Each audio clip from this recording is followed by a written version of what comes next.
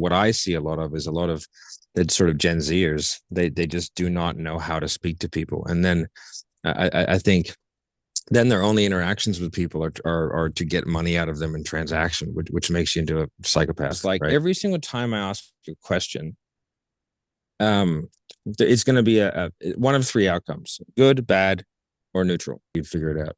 And I think, and it doesn't mean you're not working hard, but it means you're working really dumb because you haven't thought about it.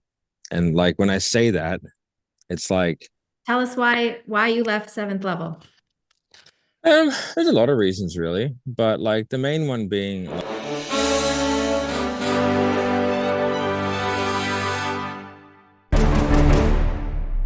Good morning. Welcome to Final Expense Telesales. My name is Dana Neeson, and I have a very special guest today. This guest was a Special Forces sniper. He's the former CEO of Seventh Level, the current CEO and owner of Sales Sniper, run out of Australia, I believe, as well as his newest venture. He's the CEO and founder of SDR Call Center. Welcome, Matt Ryder. Thank you. Good to be here. Nice to see you. Nice to see you too. So just for some context, so that people who don't really know who you are and my relationship with you in the past, back 2 years ago, I decided to invest in a seventh level program through NEPQ. And I had the really fortunate opportunity to have you and Anthony Vazzari train my sales team for an entire month. And that was fun. That was really cool. I mean, you guys really helped me with the objection handling in the first 30 seconds, looked over the script and really made sure that everything I had put together makes sense. And so 2 years later, I full circle and just would like to talk to you about everything sales. So thank you so much for being here. No worries. Pleasure. Yeah, that was a lot of fun. You know, it's insurance is such an interesting game, right? You get such a wide gambit of people and experiences, and like it's a really difficult kind of navigation, which is fun. You know, solving problems and all that kind of good stuff. So, you know, and in Final Expense especially is such an interesting. It's such a good place to get good at sales. You know, I don't disagree. With 20 years of sales experience that I have, I think selling Final Expense, as simple as the product is that you're selling, it is very complex to get someone who is being told all day long that everyone's just trying to scam you, right? Seniors do not give out socials, do not give out banking information over the phone, and that's literally our job description. So it is a lot more complex. You have to be really good in sales to be successful in Final Expense. Or do you disagree? Do you think I'm overcomplicating that? No, I think it's a hard thing to sell. I think especially like given the context of most of the leads. Yeah, I mean most of the leads are aged, you know, so you know like the demographic is like low socioeconomic people.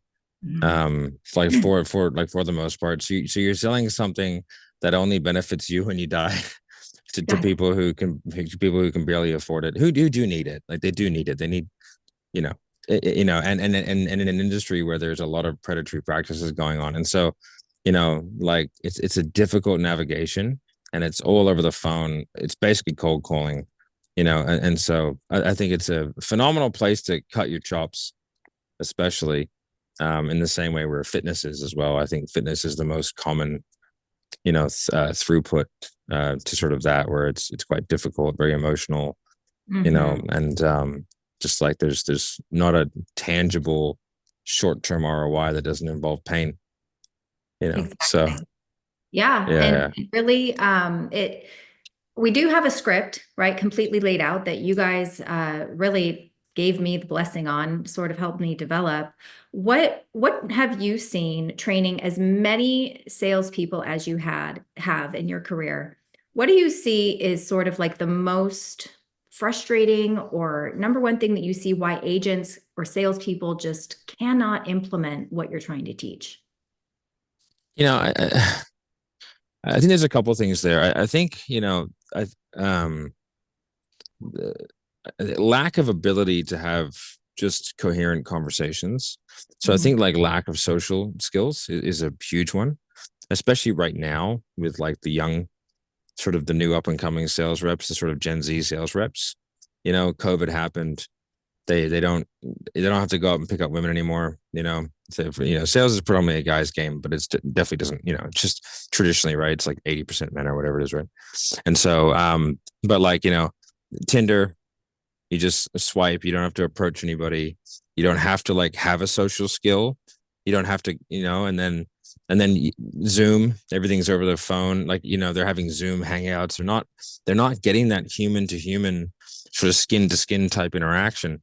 And you don't learn the nuances of human communication, and then with COVID, everyone being kind of locked down, I think they spent some really formative years that they're supposed to learn that stuff and make the mistakes in an environment where it's very difficult. So what I see a lot of is a lot of the sort of Gen Zers. They just do not know how to speak to people. And then I think then their only interactions with people are to get money out of them in transaction, which makes you into a psychopath, right? So, I see a lot of really, hungry young sales kids that just are looking for word tracks. Well, what do I say here? What do I say here? I was like, mate, like, can you not just hear what they're saying to you? Like, you can't do That's a that, really interesting point, Matt, that you brought up, because I've always known that there is just a general lack of communication skills that I've been seeing. So I've been building this team for 4 years, and I think you're right. I think that just the lack of general communication skills limits someone's ability to really grasp the information that we're trying to teach them, because they're so Yeah. focused on what you just said, the words on the paper. Well, when am I supposed to say it? And then like I get questions all the time. Well, if someone says this, like, how would you respond to that? Or where would I put that in the script? And it's like, it's very difficult for me actually to communicate back to someone that it's so much more than that, right? It's just Yeah. almost to the point where I wish I didn't even have a script. Yeah. I mean, I think everyone should use a script, but I haven't looked at a script in years Right. because it's in my head. I know what to do. I have 50 of them in my head. Like, I just know, like, you have to memorize the script. People have to memorize it, because you can't listen to someone unless, if you're thinking about what you're about to say, you are Yeah. not listening to someone. And so, like, a lot of the time when you like listen to sales reps, you can sort of like hear their internal monologue. And it's Right. like you're waiting for your opportunity to talk, which means you're never going to pick up on the subtleties. Like, if someone says, like, like, well, like, why do you want to do this or whatever, and they give you three things. They go, well, it's the one, the two, and the three. The way that I just said it, the three is the most important one, right? If I go, well, it's the one, the two, and the three, it's the one, Mhm. right? Mhm. Because like that hesitation and pause means like they were giving that gravitas, and they were doing that because that's what's important to them. The other two are throwaways, right? And so, like, but if you don't know how humans talk to each other, you're not gonna you're not gonna pick that up, you know. If you, and so it's really quite difficult. I think there's that, and I think, like, because I think with a basically decent communication structure, anyone can be pretty good at sales. The thing that people don't talk about to be excellent at sales is there's an intelligence barrier. There just straight up is. Like, you have to be able to do some really significant problem solving in real time to be Yeah. excellent, Right. and you're solving a human puzzle, and Do you you're think you have to be excellent to have the definition of success that people are looking for? no, no, not at all. Not at all. Because, like, there's two ways to be really successful in sales. The only measure of how good you are at sales is how many sales you make. That's it. That's the only measure, right? And so, like, some people achieve it through just incredible amounts of just activity, hustle muscle. I'm like, that's my default, is hustle muscle. I was really bad at sales for a really long time. I was in sales probably full time for 8 years before and I was terrible. But I was always a high producer, but I was not skilled. I was brute force, and then just like disgraceful amounts of activity, follow up. Yeah, that's how I sell these days. I still to this day. I am an extremely active sales rep. Mhm. Um, Like the moment a lead comes in, I'm on top of it. Like the second it comes in, I'm on them because like I just like it's obsessive. And so, but then when I started, and then so you can be really successful. Like I think I was probably I would say when I was a not even mediocre skilled sales rep, I was making 30 grand a month, right? Through force of will. And And I what was think the average in that industry when you were making 30 grand a month? What was the majority of everybody else making? 5 to 7, Okay. you Yeah. know, and that was like in my company, so and then when I started getting good, I went to 100 very quickly. Because but I was quite like strategic in the approach of how I got good. Like I didn't change things that I thought were good Mhm. until I changed the things that were bad. And I'm like, because I was a sniper, there's a very disciplined approach to shooting, which I think like served me very well in business. Like, because when you're shooting, like you never like amateur shooters will like would do what's called chasing rounds. So you'll do a shot, it goes up top left, so you adjust the scope, do a shot, it goes down here, you adjust the scope. You don't do that. You shoot 4 or 5 rounds, right? And then you change off the group.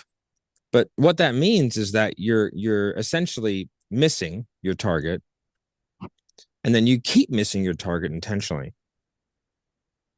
so that Okay. you can adjust and then definitely hit the target.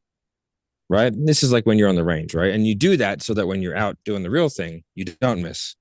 Right. So like, there's a lot of discipline involved in knowing that you're wrong, but maintaining the hold so that you can gather more data and know that the one adjustment you do make is correct. Interesting. Right. Like there's a disciplined approach in that. If I make a shot and it misses and a gust of wind like halfway down blew it off course, that was a gust of wind. Do I make an adjustment? No, because it was a gust of wind.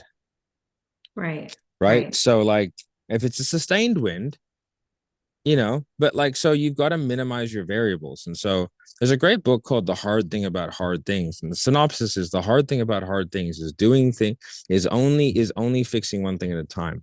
And I think it's the most important thing that salespeople or business people have to learn is that like the discipline comes in seeing 10 things that are wrong, but only fixing one.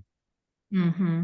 Really fixing one and then fixing the second. Because like if I'm trying to fix someone's sales and like let's just say their openers are really bad, right?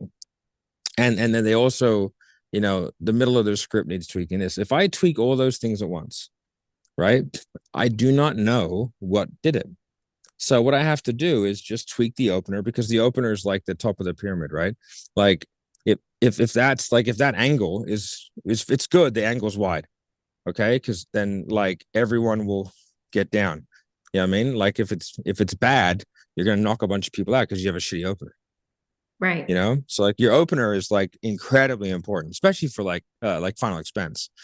Like so if you just spend 3 months becoming the best at your opener and do nothing else but focus on that, you will make 5 times the cash because like you will have 5 times the people that hear your pitch, Yeah, well, you'll have right? more opportunity for conversations, but the word discipline is so important in telesales. I don't think it's just limited to final expense, but one of the Yeah. things that I think is really difficult to teach is discipline in having restraint after asking a question.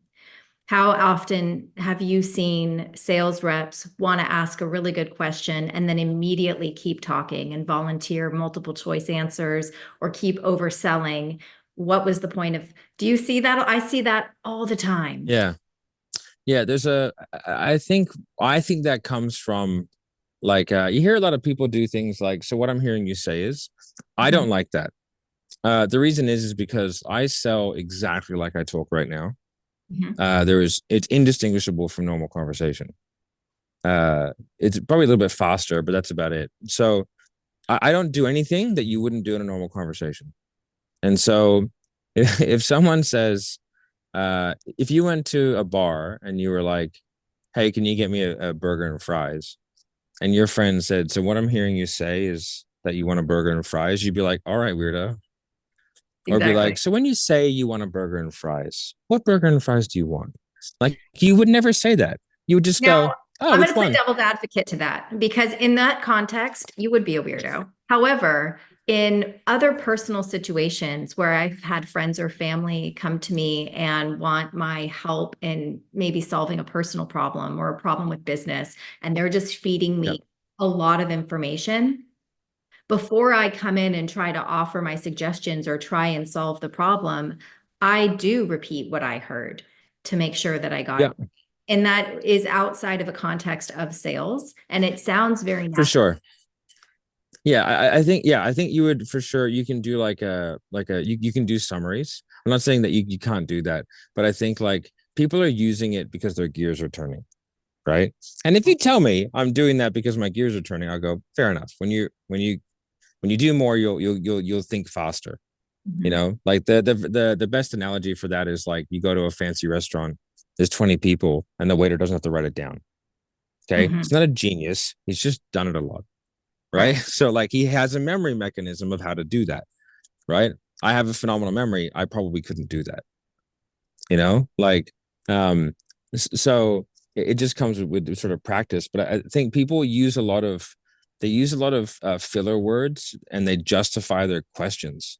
They go, so Mhm. I'm just curious, like when you say, and it's like there's, and I don't ever say that stuff. Like I just go, oh, why is that? And so Right. I use a Or very direct. small amount of words. And one of the reasons I do that is because like every single time I ask a question, um, it's going to be one of three outcomes: good, bad, or neutral. Mhm. And so the less words I use, the less chance I have of screwing up, right? Um, and and sort of if my questions are really targeted and quite specific, then like I have a much lower chance of them being bad.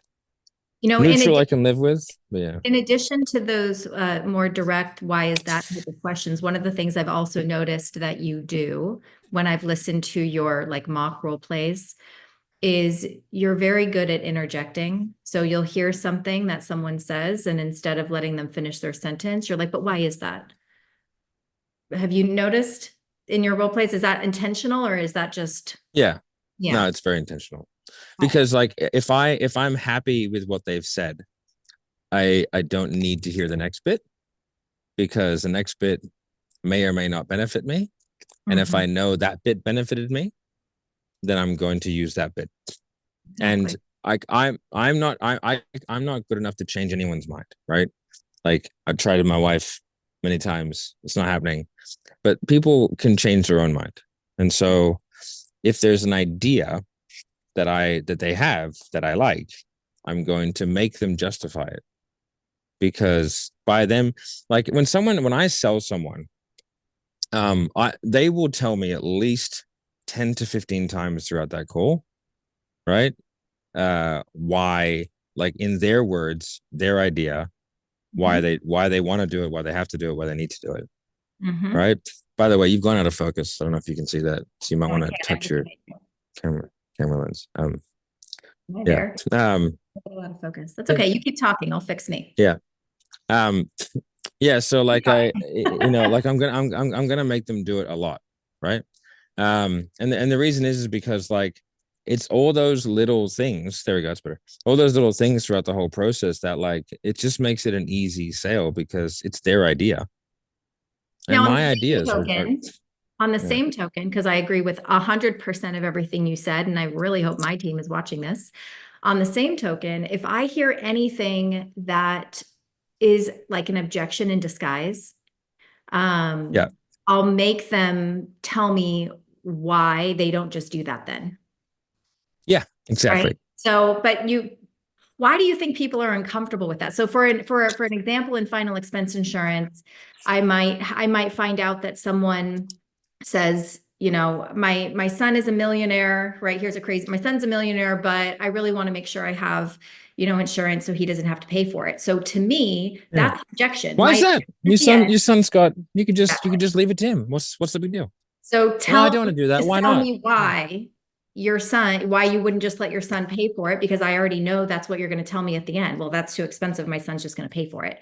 So it's also about like identifying not just why someone likes something, but also paying attention Yeah. to those clues to get them to Yeah. see why they wouldn't do their plan B or whatever the objection is that you want. Exactly. And you've got to say it in like a, a little bit playful or a little bit curious. Well, why not just do that? That sounds like a pretty good plan.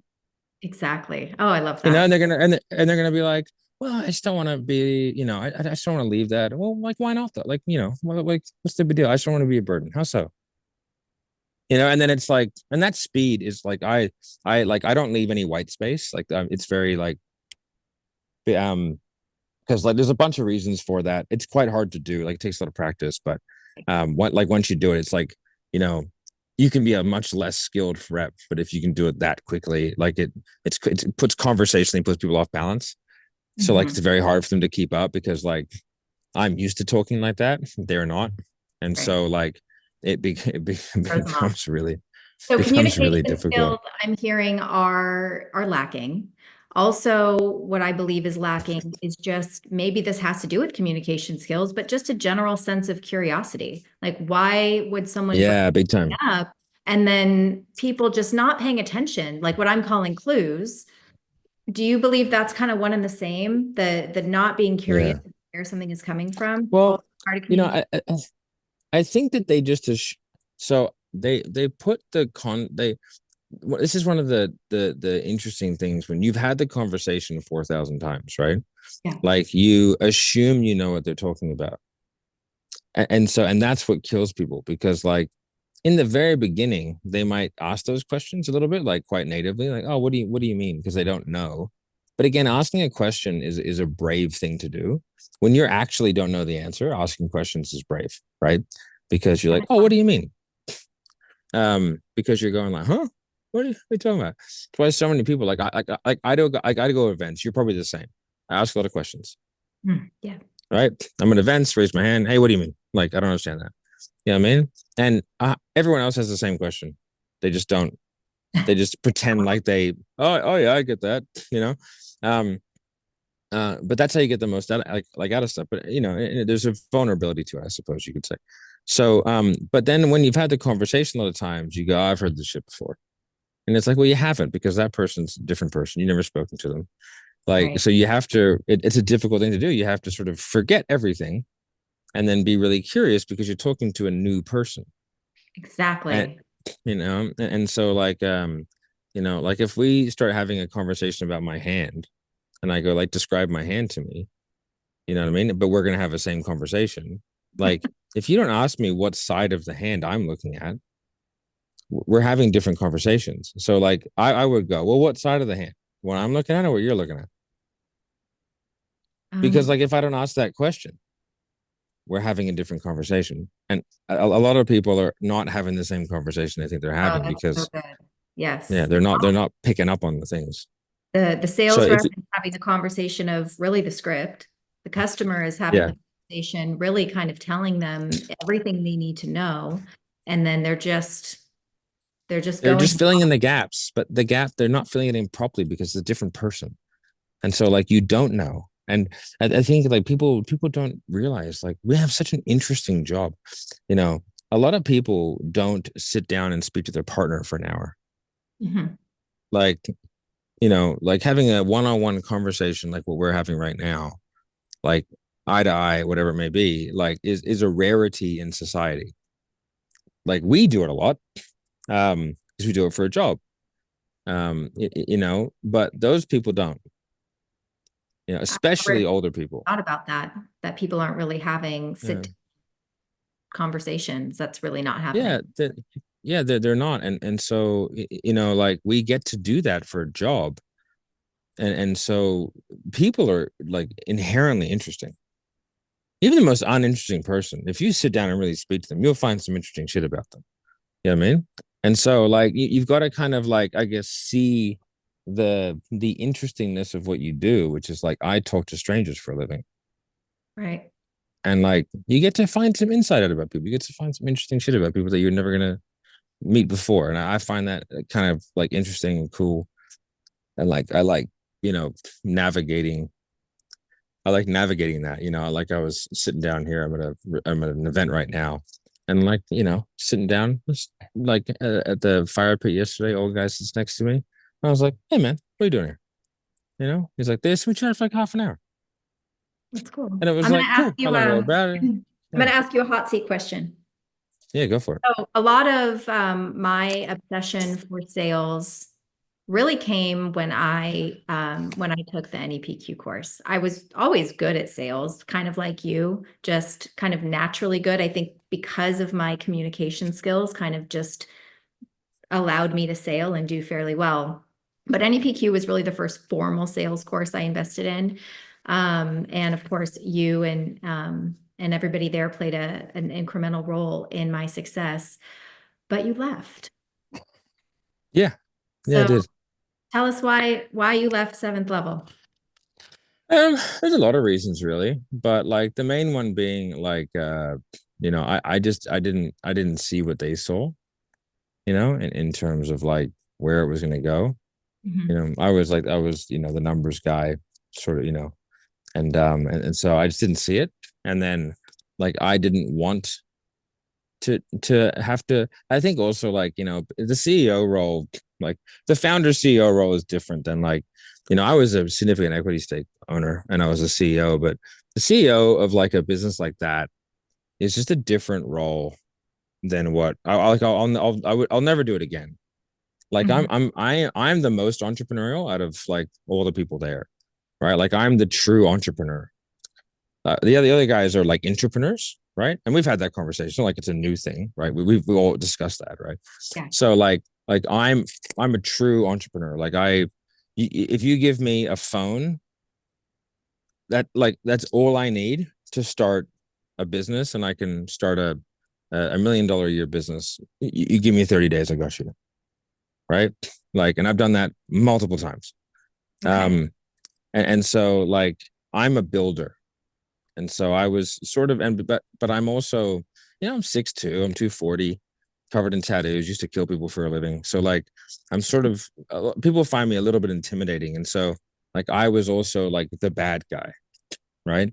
Um, a little bit like the heart of the business in terms of like the staff, you know what I mean? Like the mentor, but like salespeople are inherently like lost souls, right? Mm. And a lot of them don't have strong father figures. And I am a strong father figure, for a lot of these 20-year-old guys, and so they are drawn to me because like I am the strong male, you know, and so um, that's what salespeople are. And so I had a super loyal, group of people, but I was, you know, I think I was becoming a far worse person.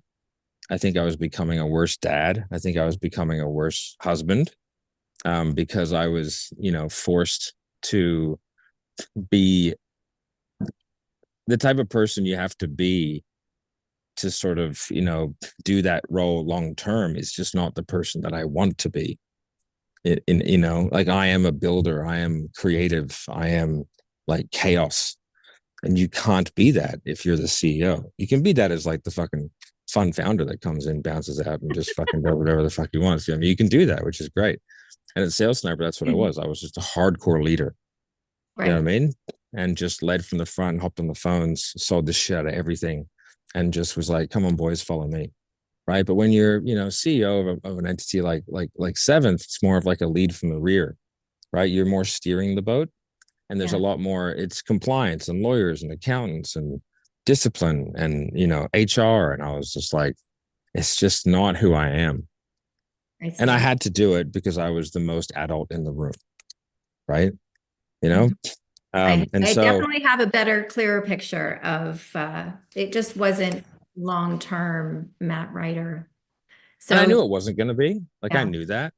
I knew that going in. I knew like there would come a time where like and I'd said that multiple times. There comes a time where I'm not going to do this, like, because you know like also I don't like, the average run of a CEO is 2 years, right?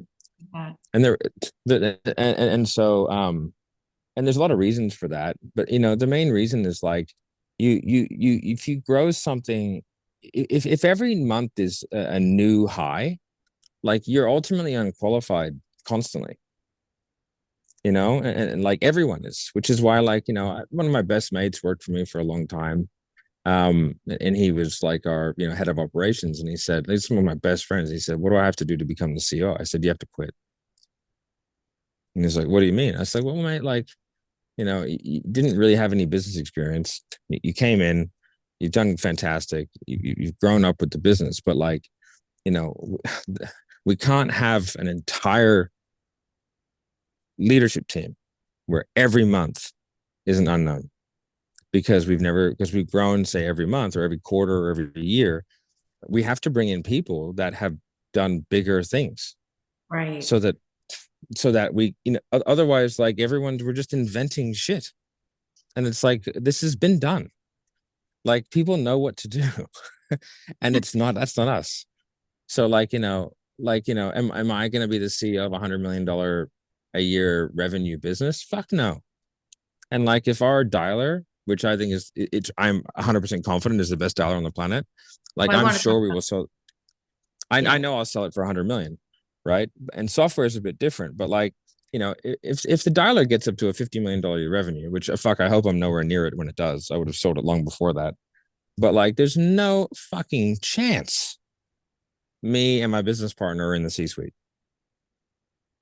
I am so unqualified to run a large software company, but I Right. can I can't start even one. imagine how much I can start one like a motherfucker. Do you know what I mean? Like, right? Like, but the guys who can run that cannot start one. That's interesting. Okay, so let's transition to that then. So, So you have yeah. now started SDR call center, and I've been following you from the beginning when you've been building it and announcing sort of what your plans were. So give us the 10,000-foot view of what SDR call center is, who your target market is, and what you're trying to Yeah. accomplish from just a B2B or B2C perspective. Yeah. Yeah, for sure. So, like, when I sort of left seventh, like, the biggest problems that we had was the dialer was really like, and there is no good one. Like, we tried them all, Yeah. from Allaware to Kixie to, like, you name it. Like, they're all shit because they're all running off the Twilio network, and it's ultimately doomed to fail anyway. So, like, I was like, okay, so there's got to be a way to fix it, because I was like, my thought was, there's no way call centers can do that and win. Mhm. Turns out they sort of can, as long as they're dodgy, but the real ones can't, right? And so I was like, okay, so I just went kind of deep in the matrix and like, why, and then that brought me down like the whole road of like the telecommunications system and compliance, and I was like, oh my god, all the rules that we were breaking, Jesus Christ, like, I just, A lot of it was them. terrifying. It was terrifying. And so, that was, and then I was like, oh, okay, this is a good angle, you know, because the hole in the market was everyone hates their SDRs, which is like people outbounding their leads for them, right? Everyone hates that.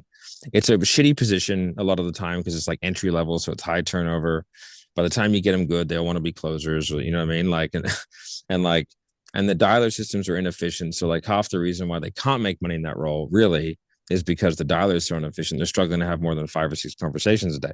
So I was like, if I can fix that and I can find like cheap SDRs, I was like, I can use the SDR pain, because everyone knows their pickup rate's so low, but I don't think anyone's going to believe me that I can magically fix it. Right. So if I start a call center, Mhm. then I can get all the data I need, and I can figure out the dialing side at a super high volume very quickly, because everybody hates SDRs. And I have enough trust in the market to be able to just grab at least a few $100,000 a month worth of revenue. I think we did 300K month one. Right. So like I pre-sold a fair, like, 30 accounts or something like that, right? So I was What like, type sweet. are you working with now? What type uh of uh Insurance, solar, CRMs, software, coaching, And are consulting, they selling fitness. it from start to finish? Or are they kind of making appointments, or No. what's the role of? So we do a couple things. One is like live transfers to agents. Like, for insurance right now, we're doing like live transfers. um we're doing like in-home appointments for things like solar and HVAC, right? So we booked in-home appointments. There's one where we do like paid appointments. So we get the leads, and it's like $29 for an appointment. Like, generally speaking, we're sticking to that more appointment setting. You know what Okay. I mean? Appointment setting, Um, love transfer, not the actual close deal done. No, it's not really like we can, but it would just depend on the product. It couldn't be like, I wouldn't want to make it a really hard, I wouldn't want to do like a difficult sale, but if it was sort of like, lay down city, they could probably go all right. The whole point of what I've tried to say is like they're just okay. They're pretty good. They're fine. Right? Like we're not making killers, but the position doesn't have to be, and there's no such thing as a rock star outbounder, like Rockstar SDR. They're not the front man. That's the sales guy, Sure. right? So like you want a sales guy, go to a sales guy, right? You want a rock star, go find one. Good luck. You know what I mean? So like they're not in that position. And so, but if I can get someone who's pretty good and then they're on a dialer, my guys have 40 conversations a day. What's your answer rate right now? About 20 to 25%. Okay. And then the size businesses that are like your sweet spot, do any like single, agents come to you, or is it more agencies or? So we have minimum is 3 seats, right? Okay. Which is like most dollars, to be honest, like 3 seats. We'll probably change that in the future, but like right now, like logistically, it just doesn't make any sense.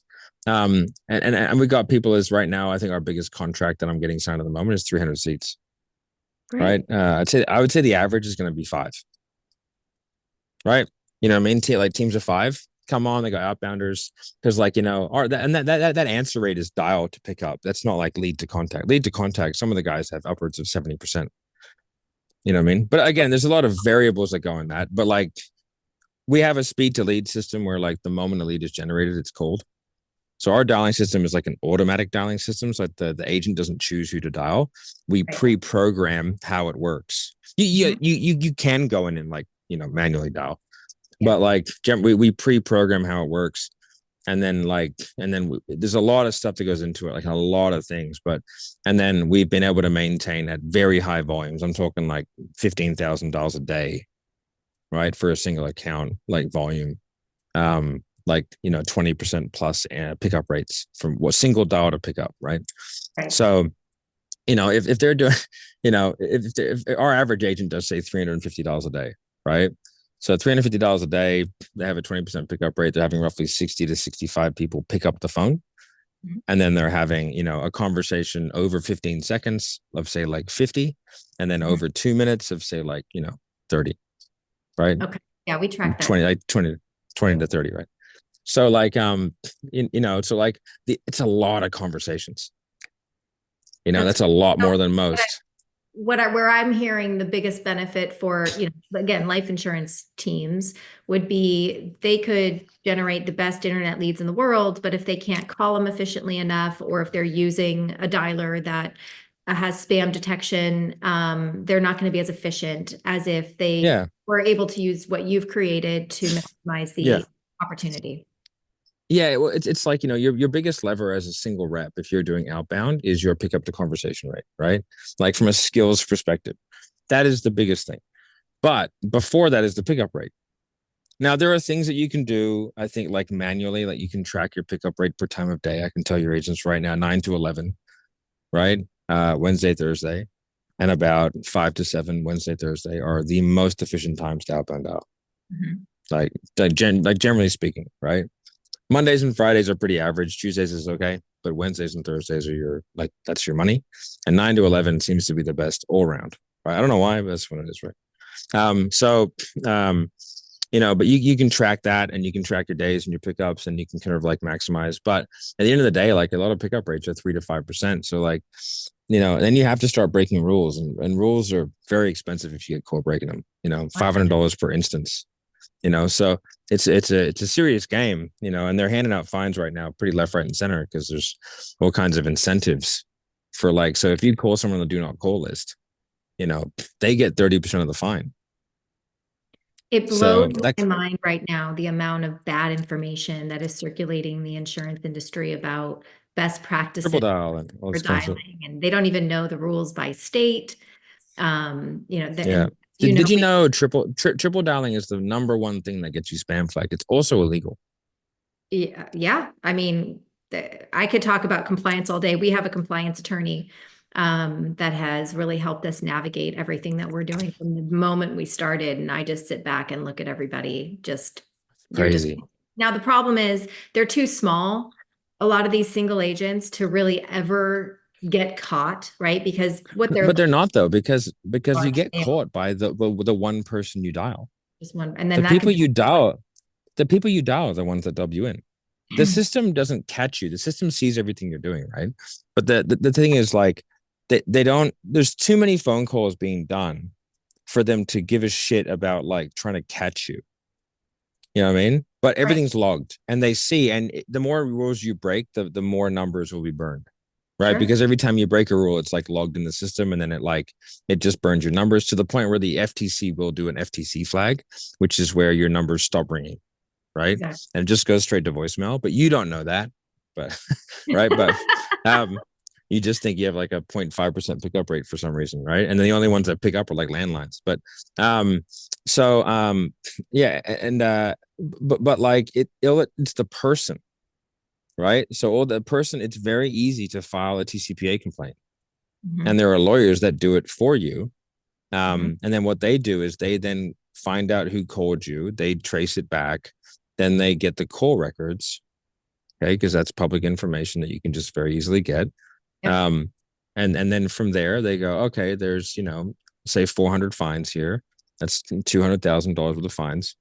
They go, we'll get everyone together. We'll do a class action and say, hey, you either pay us $100,000 or we're going to put the $200,000 worth of fines in. Right. Exactly. It is. I've had that happen to a client. Wow. Wow. So how can You know, people contact you, Matt, if they want to see if they can utilize SDR call center to help them in their business? yeah, yeah. So you can just go to sdrcallcenter.com. We have a contact form, and you just kind of go through there, and one of my guys will reach out, have a chat, and then they book them with me. I think I'll be the amount of inquiries I have though. I'll be definitely be adding someone soon onto the thing. I think I had like 64 calls booked That's like amazing. last week or something. So And no one's not bad helped with with the no ads. onboarding process of that. No. I've got a team doing that, but like I do the sales. Um, but in saying that, it's not really sales. It's like, hey, what do you do? This is what we do. Do you want to do it? Yep, sweet. All right, cool.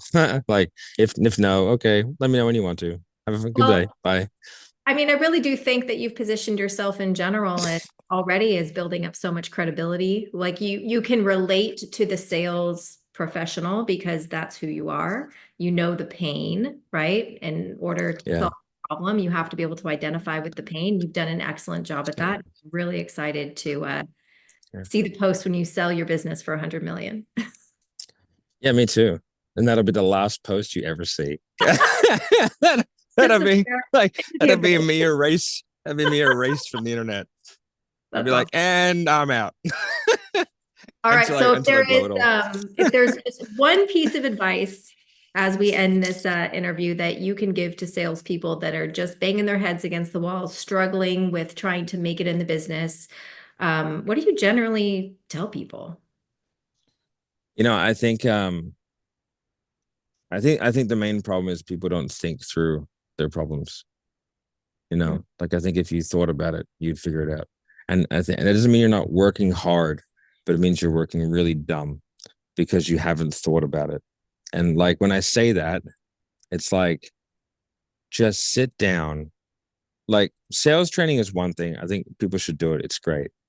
But sit down and think through your problem. Like it's such an underrated thing. Like you just have to think about it. Like when I was getting better at trying to get good at sales, like I would look at my script and I would go, like I wrote it out exactly like I'm going to say it. I had my own inflections. I had all that written out. And then I would go, like what's going to happen when I say that? And then, when you have like an argument in your head with someone in the shower that you, from a conversation you had 4 years ago, right? I Like we'll yeah. role play every iteration and really think about it. And then like when you get reactions, go, oh man, like why am I getting that? And think through it. Like don't just come on sales training and ask questions. Like it's just so stupid. It's just so dumb.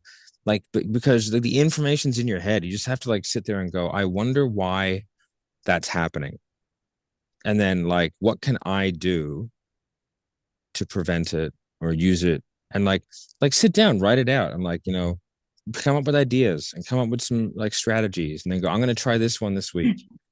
And then you try it and you go, what happened when I did that? You know? Like use the scientific method because just think. So Right. many people just go, "What's the answer?" And just go, "Well, mate, think about it. Like you tell me the answer because like tell me. And if you're wrong, like let's talk about why you're wrong. And maybe you're not. Maybe I'm wrong. Why don't you try it?" Well, they have better leads than I do. Yeah, I'm sure. Yeah, like there's two types of people in the world. Types of people that see every problem as an obstacle, and there's types of people that see every obstacle as an opportunity. So every obstacle is a problem, and people see every obstacle as an opportunity. Yeah. And only one of those people makes money because, like, I I can honestly say, like, this is an honest thing. I'm not like doing the bullshit motivational thing. Like, when there's something really bad happens, I go, huh, interesting. Like that's, and I go, all right, well, how do we fix this? Like that's what I say. I go, well, how do we fix it? Or like, okay, how do we? All right, what are we gonna do? Like because every single time something bad has happened to me, something very good has come from it. Sure. Like, and I don't think it's not an accident. It's because like I'm physically trying to go like, all right, well, I got screwed here or I did this. Like that was a phenomenal lesson. Like, so now I get to use that lesson for this. And it's like, all right, well, that's not too bad. And then it's like, okay, well, let's go. Let's go do this, And so, but so many people they just go like, oh no.